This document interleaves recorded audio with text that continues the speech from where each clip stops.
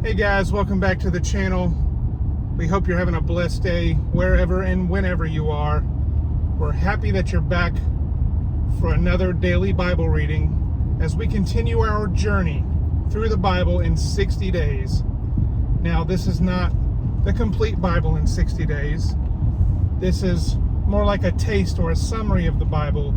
It's kind of a cool plan for families to do together, or for kids to do, or for anybody who just wants to get a taste of the Bible in 60 days. And if you like this plan and you want to see other plans like it, make sure you go to questionsgod.com. Again, that is questionsgod.com. Now today I am solo. Normally I try to have one of the kids here with me, as we want to make this a very family-friendly, kid-friendly experience on the channel, and we want to promote the fact that we want families and kids to read together. Today I am shooting solo because I do want to get this out for you. We have the intent to get these out Monday through Friday, and so we don't want to miss a day. I'm going to go ahead and read this one solo, and today I'll be reading from 1 Samuel chapters 1 and 3 in the New International Version. That's the NIV. So, hey Jason, take it away. 1 Samuel chapter 1. The birth of Samuel. Excuse me while I try to pronounce some of these words. There was a certain man from Ramathaim, a Zuphite from the hill country of Ephraim, whose name was Elkanah, son of Jeroham, the son of Elihu, the son of Tohu, the son of Zuph, an Ephraimite. He had two wives, one called Hannah and the other Peninnah. Peninnah had children, but Hannah had none. Year after year, this man went up from his town to worship and sacrifice to the Lord Almighty at Shiloh, where Hophni and Phinehas, the two sons of Eli, were priests of the Lord. Whenever the day came for Elkanah to sacrifice, he would give portions of the meat to his wife Peninnah and to all her sons and daughters. But to Hannah he gave a double portion because he loved her, and the Lord had closed her womb. Because the Lord had closed Hannah's womb, her rival kept provoking her in order to irritate her. This went on year after year. Whenever Hannah went up to the house of the Lord, her rival provoked her till she wept and would not eat. Her husband Elkanah would say to her, "Hannah, why are you weeping? Why don't you eat? Why are you downhearted? Don't I mean more to you than 10 sons?" Once, when they had finished eating and drinking in Shiloh, Hannah stood up. Now Eli the priest was sitting on his chair by the doorpost of the Lord's house. In her deep anguish, Hannah prayed to the Lord, weeping bitterly. And she made a vow, saying, "Lord Almighty, if you will only look on your servant's misery and remember me, and not forget your servant, but give her a son, then I will give him to the Lord for all the days of his life, and no razor will ever be used on his head." And she kept on praying to the Lord. Eli observed her mouth. Hannah was praying in her heart, and her lips were moving, but her voice was not heard.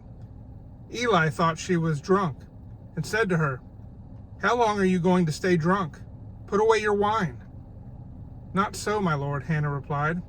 "I am a woman who is deeply troubled. I have not been drinking wine or beer. I was pouring out my soul to the Lord. Do not take your servant for a wicked woman. I have been praying here out of my great anguish and grief." Eli answered, "Go in peace, and may the God of Israel grant you what you have asked of him." She said, "May your servant find favor in your eyes." Then she went her way and ate something, and her face was no longer downcast. Early the next morning they arose and worshipped before the Lord, and then went back to their home at Ramah. Elkanah made love to his wife Hannah, and the Lord remembered her. So in the course of time, Hannah became pregnant and gave birth to a son. she named him Samuel, saying, "Because I asked the Lord for him." Hannah dedicates Samuel. When her husband Elkanah went up with all his family to offer the annual sacrifice to the Lord and to fulfill his vow, Hannah did not go. She said to her husband, "After the boy is weaned, I will take him and present him before the Lord, and he will live there always." "Do what seems best to you," her husband Elkanah told her. "Stay here until you have weaned him. Only may the Lord make good his word." So the woman stayed at home and nursed her son until she had weaned him. After he was weaned, she took the boy with her, young as he was, along with a 3-year-old bull, an ephah of flour, and a skin of wine, and brought him to the house of the Lord at Shiloh. When the bull had been sacrificed, they brought the boy to Eli. And she said to him, "Pardon me, my lord. As surely as you live, I am the woman who stood here beside you, praying to the Lord.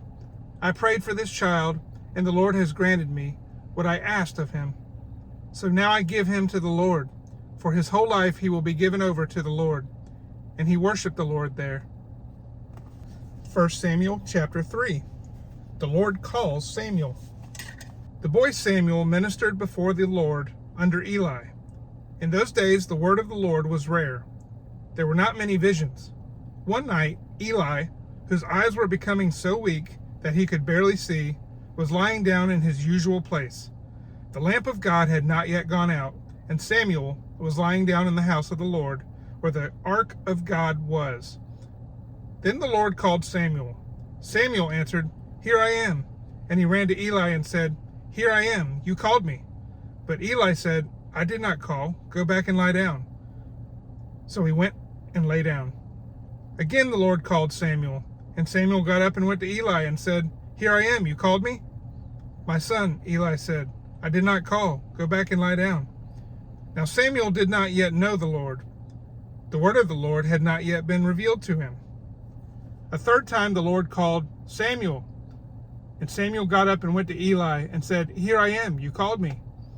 Then Eli realized that the Lord was calling the boy. So Eli told Samuel, "Go and lie down, and if he calls you, say, 'Speak, Lord, for your servant is listening.'" So Samuel went and lay down in his place. The Lord came and stood there, calling, as the other times, "Samuel, Samuel." Then Samuel said, "Speak, for your servant is listening." And the Lord said to Samuel, "See, I am about to do something in Israel that will make the ears of everyone who hears about it tingle. At that time I will carry out against Eli everything I spoke against his family, from beginning to end. For I told him that I would judge his family forever because of the sin he knew about. His sons blasphemed God, and he failed to restrain them. Therefore, I swore to the house of Eli, the guilt of Eli's house will never be atoned for by sacrifice or offering." Samuel lay down until morning and then opened the doors of the house of the Lord.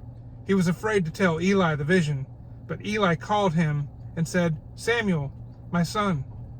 Samuel answered, "Here I am." "What was it he said to you?" Eli asked. "Do not hide it from me. May God deal with you, be it ever so severely, if you hide from me anything he told you." So Samuel told him everything, hiding nothing from him. Then Eli said, "He is the Lord. Let him do what is good in his eyes." The Lord was with Samuel as he grew up, and he let none of Samuel's words fall to the ground. And all Israel from Dan to Beersheba recognized that Samuel was attested as a prophet of the Lord. The Lord continued to appear at Shiloh, and there he revealed himself to Samuel through his word. And Samuel's word came to all Israel. Well, guys, I hope you've been encouraged. That completes our reading for the day. And we hope that you'll come back again tomorrow, as we are a family channel. And we try to put out content every day. And Monday through Friday is our daily Bible readings. And Saturdays and Sundays are just some fun family videos. With all that being said, we hope you have a blessed day. God bless.